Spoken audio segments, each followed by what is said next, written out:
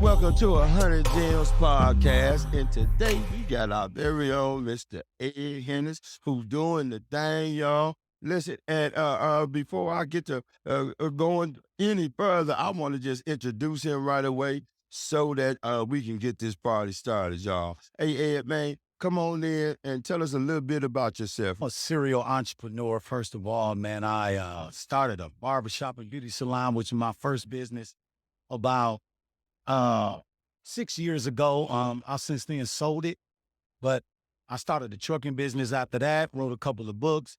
Now I have a footwear business, starting with the safety. You know, I call myself the king of doing it, man. Mhm. Grind. Come on now. So me being on the grind, man, I had to have footwear Okay. that was good for that grind, for me on the truck behind that barber chair, whether it be an office setting or a warehouse or a construction setting. I want to be able to Right. be your go-to for Represent. that footwear, right? Yeah.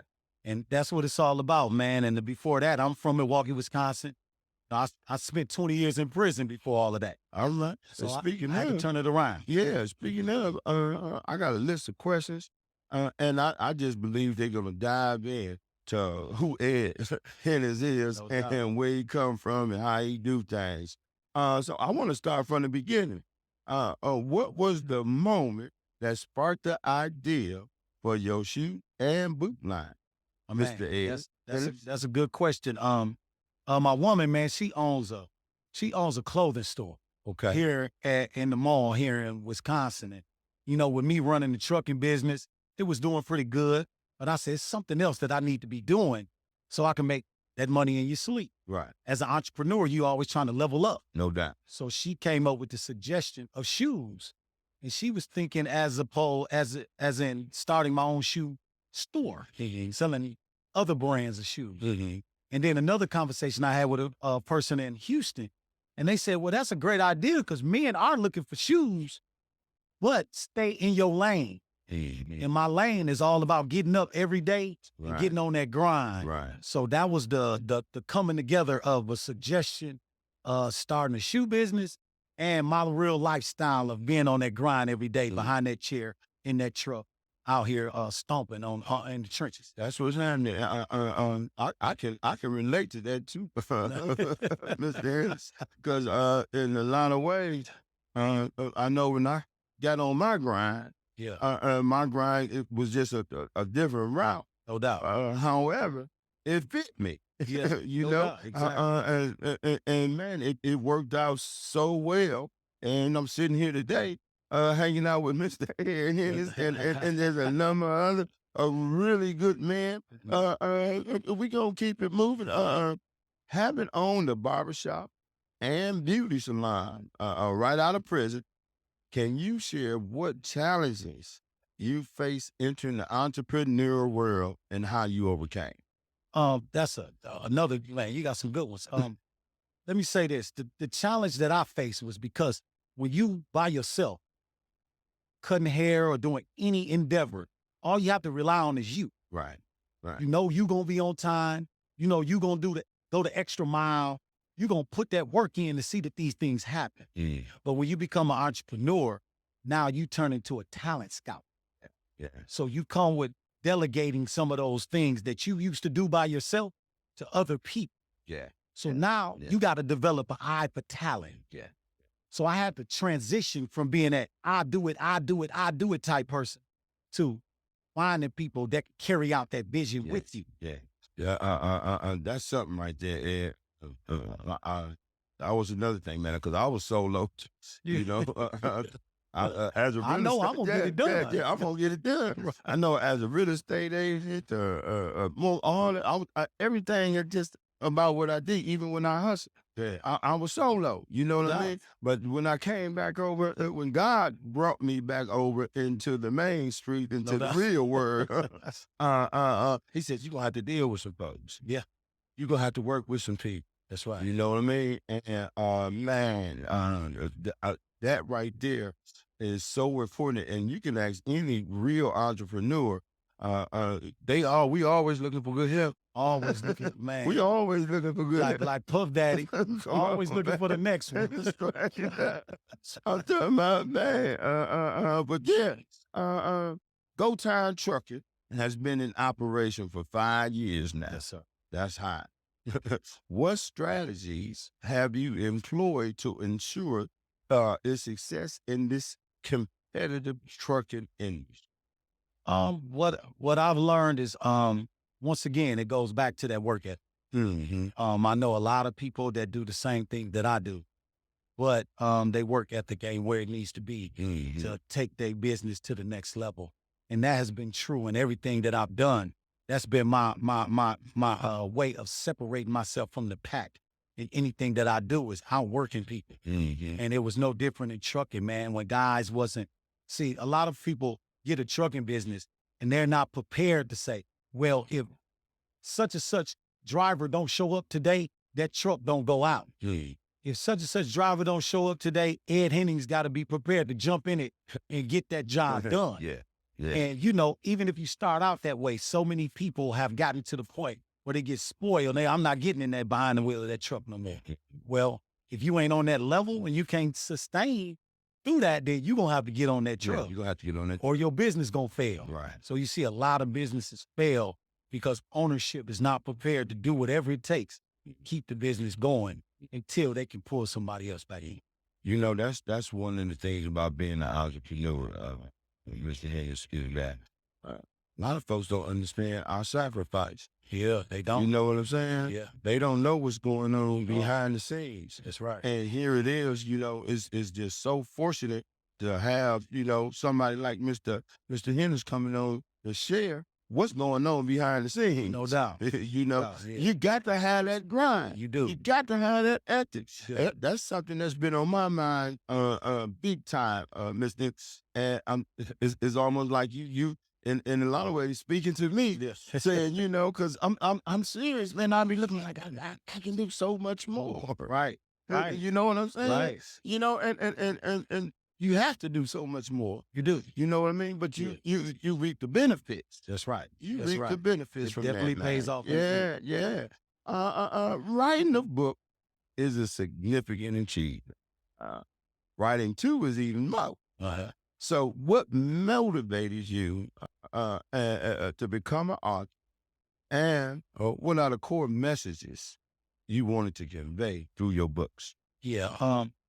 First of all, like, I come home from prison, man, serving 20 years, 2016. 2017, I opened up the barbershop. 2018, I started the trucking business. People were asking questions. I had purchased a home. They said, man, we ain't never been to prison and we ain't been able to do the things you done. So people was just asking questions and just asking those questions. Right. And I said, man, maybe it's time to write a book. Because I titled my first book, The Answers. And it was the answers to those questions that everybody was asking. Okay. And it was a very quick read book. It wasn't a long book, Right. but it was real short and sweet to the point. Just telling people the steps and the tools that I used to overcome the 20 and see some success. Okay. So I just put it in there short and sweet. And that was the inspiration behind it all. Just to inspire people to say, hey, this is how I done it. Whatever you going through, read this book and you can do it. Okay. I know, man, it's almost time for me to write one too. I know it is, man. Hey, the world need it. I agree though, because we have some unique experiences. Yeah, for sure. Coming from where we came from. That's you right. know what I'm saying? That's right. A lot of fellas don't know is really a path up out of there. It is. A bunch of paths. As a matter of fact. That's right. As someone who has experienced a profound personal transformation, what does your coaching and mentoring work mean to you? And what do you aim to impart to those you work with? It's my life. Everything I do is me walking in purpose. I came home with an assignment. Come on now.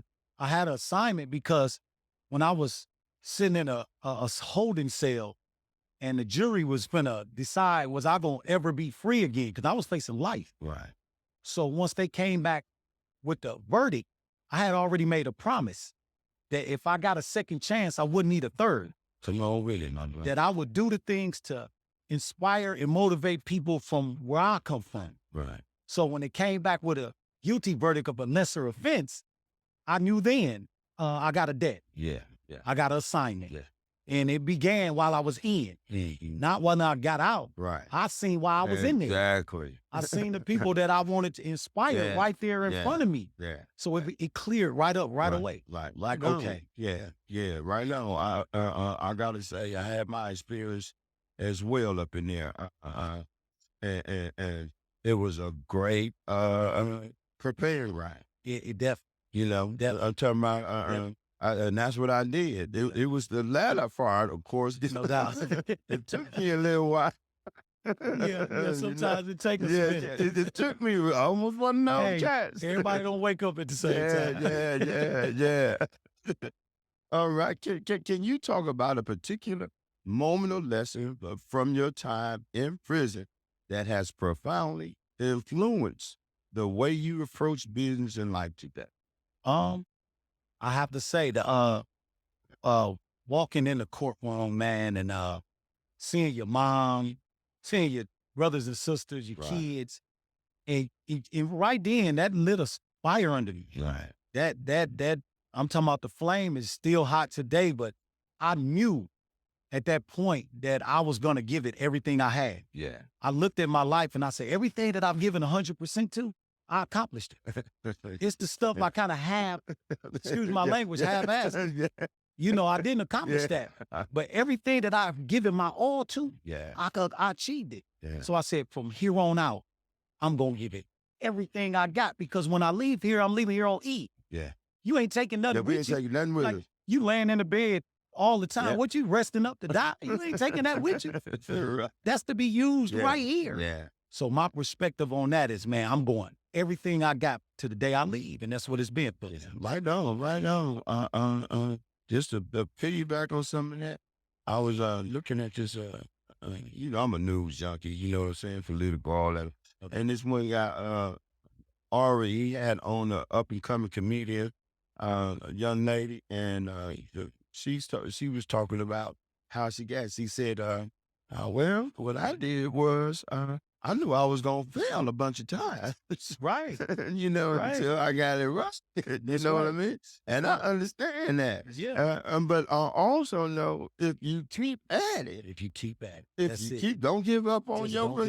Just don't give up. That's it. You'll wake up one day, man, and all your work, boy, you know it'll pop in like, oh. Right. Okay, I got it. You've built a diverse portfolio of businesses. How do you manage the demands of running multiple ventures while ensuring each one thrive? Once again, it goes back to continuing to build that team. Mm-hmm. I know I only have two hands, right? So I'm doing everything. If I was a musician right now, I'm carrying the speakers. I'm doing the rapping. I'm making the beats. You know what I'm saying? I'm selling the tickets. I'm ushering in the crowd. I'm doing all of that right now. But I know in order for me to get to the next level, yes, sir, I'm going to have to delegate and find the best people that I can to form the best team in order for me to get there, because there's only so much I can do by myself. You ain't never lied. And one thing I can say about that too, they cost. Yeah, it costs. You know, and that's okay though. That's okay. That's right. You know what I mean? Because that's next level. That's next level on everything. You know, I know when I was out there doing my thing, they had to pay me, man. That's right. That's right. Real. See, Quincy Jones, I heard him say this. He said one of the greatest albums that he ever worked on was Thriller. Come on. Michael Jackson, Thriller. We old enough to know how great that album was. Yeah. He said he didn't play one instrument. He didn't do nothing. He just called all the people that he needed to call. Yeah. The best musician, the best drummer, the best guitarist, the best pianist, and Michael Jackson was the best singer. And they put together the best album. Yeah. And the best video. I'm talking about, I wanted to be a Thriller. Right. The jacket, the socks, and all that. Okay. All right. During your speaking engagements, what is the key message you hope every audience member takes away from your story? Man, the inspiration, man. There's no such thing as failure. There's no such thing. It's Come on. somebody told you a lie. It's That's not what- true. It's not real. Come on. It's just as phony as magic. Yeah. You know what I mean?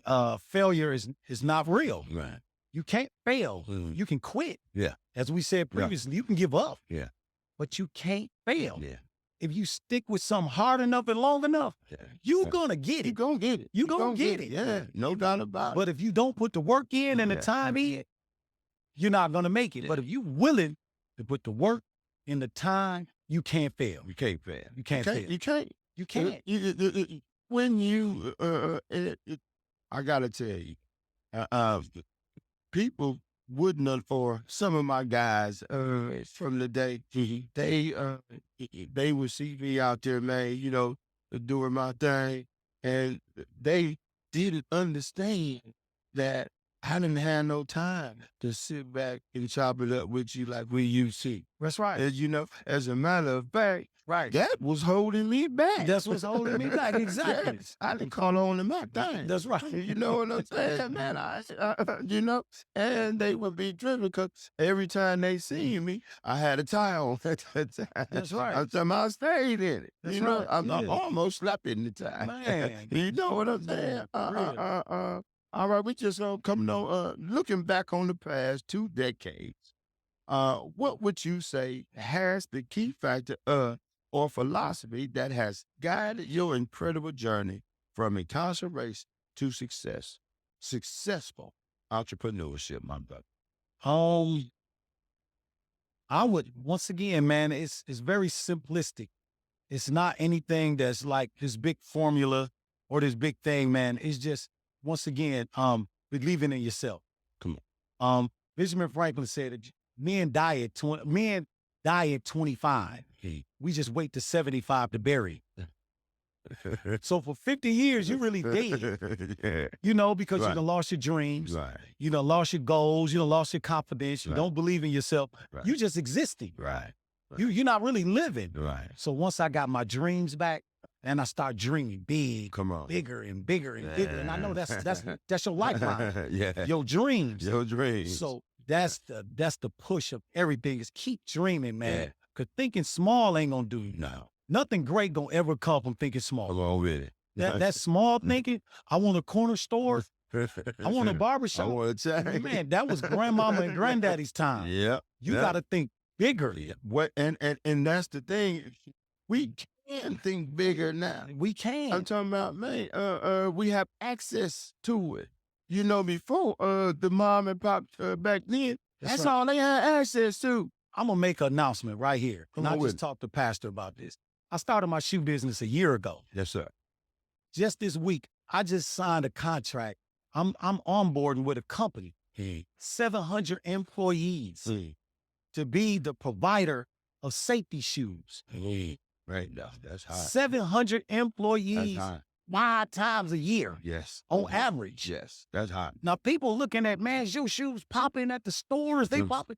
Look, man, you've got to think on another level. You got to think on another level, sir. You know what I mean? Yes, sir. Yes, Now, sir. once you get 3 or 4 of them contracts of 700 employees, man, you retailing for fun. Yeah, yeah. It's for fun then. Right. And that's right. You like Nike till you run into Jordan and you put them shoes on, then Yes, go sir. up another level. Yes, sir. Yes, sir. Yes, sir. Hey, all right. Lastly, for those who find themselves where you were, facing significant life challenges and setbacks, what advice do you have for them to start turning their lives around today? Today, change your diet. And what I mean by diet is not what you put in your mouth. It's not the Skittles. It's not the gummy bears. It's not the pork chops. It's not all of that stuff, which you do have to change that as well. But you got to change what you feed in your mind. Yes, sir. Right now, you surrounded around a bunch of people that's not saying that you can do it. Right. Because so many people, when I was in there, they said, you ain't going to be able to do that. Your P.O. going to be on you. Your baby Oh, no. mama going to be. I said, man, I'm not trying to hear that.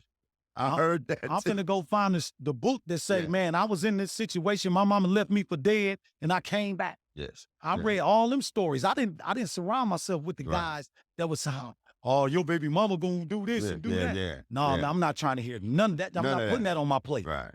Right. What's on my plate is, Ed, you can do it. Ed, you can't be stopped. Ed, you got this. That's all I eat. Right. Right. So if you eating other than that, it's gonna make you sick. Come on with it. Come It's gonna on give with you an upset it. Yes, stomach, sir. Yes, sir. upset mind. Upset mind and that's a terrible thing. An upset mind. Upset mind. Look what you feeding it. I'm talking about, man. And it seemed like too, because I was in the mental health and the substance abuse, all that, and then even myself, indulging. And when you have a messed up mind, Yeah. from feeding, and that's what I learned. Yeah. It's like, Me I too. knew in order for me not to do no, I can't go around No. people. You that done been do to feed me that conversation. Exactly. I ain't messing with you, That's right. man. We cool and all that other Right. good stuff, but I ain't messing with you no more. No. So that's awesome. And I know you got some other things coming down the line. If you want to just let folks know what's coming down the pipe, that would be real nice. And man, this always a pleasure having you around. Period, my brother. Thanks for having me, man. Yes, I sir. love coming down here and enjoying the times with you guys, man. Good energy, man. And Mayfair Mall, Black Friday weekend, I'm doing the pop-up down there. So I'm gonna have the shoes. Okay. I'm gonna have some books. I'm gonna have some beer products I got, man. So y'all just come down, man, and check me out. Yes, sir. Yes, sir. Well, listen, y'all, that's another episode of 100 Gems. And this is one for the books, y'all. We got gems all over the place. This is the house of the champ. So keep on coming back. And yeah, the next episode, baby, 100 Gems. Thanks. Okay. All right.